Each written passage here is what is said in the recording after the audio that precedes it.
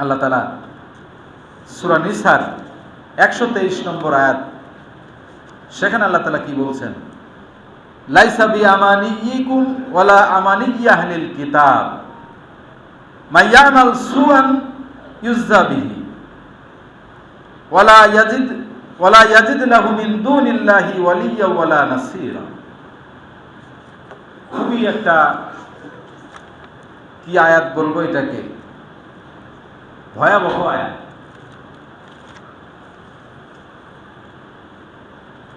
এই আয়াতের আলোচনা বা আয়াত শোনার পরে বিশ্বনবীর সাহাবীরা খুব বেশি বেশি কান্না করেছেন, খুব কেঁদেছেন।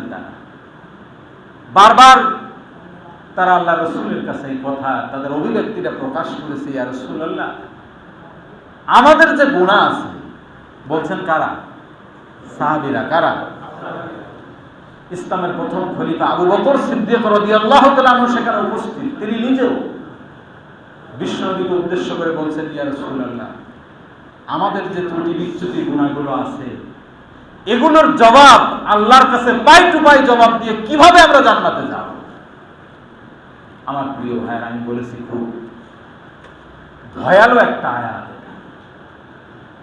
ইসলামের দ্বিতীয় খলিফার নাম কি? হযরত ওমর রাদিয়াল্লাহু তাআলা আনহু। কোরআনের পণ্ডিত ছিলেন আল্লাহর নবীর আরেকজন সাহাবী আব্দুল্লাহ ইবনে মাসউদ রাদিয়াল্লাহু তাআলা,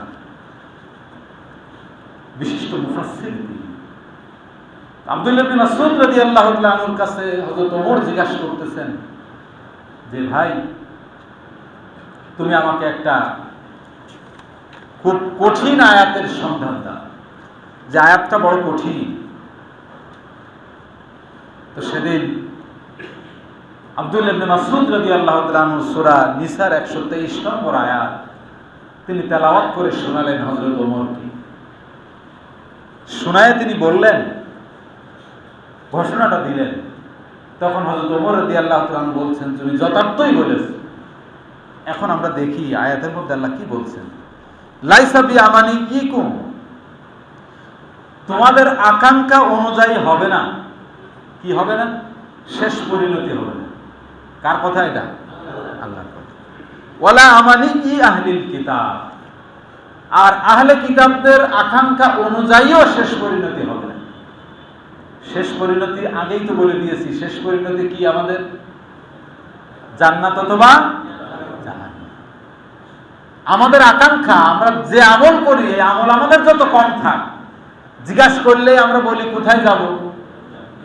বলেন কোথায় যাব? জান্নাতে যাব। জান্নাতে যেতে চাই।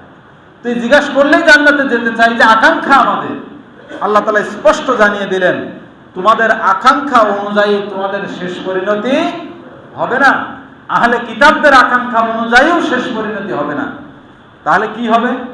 মাইয়ামাল সুআন ইউযযা বিহি। আল্লাহ তাআলা বলছেন, মাইয়ামাল, যে আমল করে, সুআন, মন্দ আমল, খারাপ আমল যে করে, ইউযযা বিহি, সে অনুযায়ী তাকে প্রতিদান দেয়া হবে। ওয়ালা ইয়াজিদ লাহু মিন দুনিল্লাহ, ওয়ালা ইয়াজিদ লাহু, আর তার জন্য সে খুঁজে পাবে না, মিন দুনিল্লাহ, আল্লাহ ছাড়া, ওয়ালিয়্যা ওয়ালা নাসীরা, অভিভাবক এবং সাহায্যকারী আর কাউকে খুঁজে পাবে। তাহলে আমরা যদি আমলের দিক থেকে অ্যাডভান্স না হতে পারি, অগ্রগামী না হতে পারি আমলের দিক থেকে, শুধু মনের কামনা বাসনা জান্নাত থাকে, তাহলে মনের কামনা বাসনা আর আমার কর্ম যদি দুই রকম, দুই মেরুতে চলে যায়, দুই পথের প্রতীক হয়ে যায়, তাহলে কি আমি আমার মানজিরে মাকসুদে, ফাইনাল ডেস্টিনেশন জান্নাতে যেতে পারবো? বলেন। এই জন্য সাহাবা আজমাইন কিন্তু অধিক হারে কেঁদেছেন এই আয়াতটা শুনে। আমার প্রিয় ভাইরা, সেই মেসেজটাই কিন্তু আপনাদের কাছে আমি পৌঁছে দেওয়ার চেষ্টা করলাম। আসুন, সময় আমাদের হাতে একেবারে শেষ।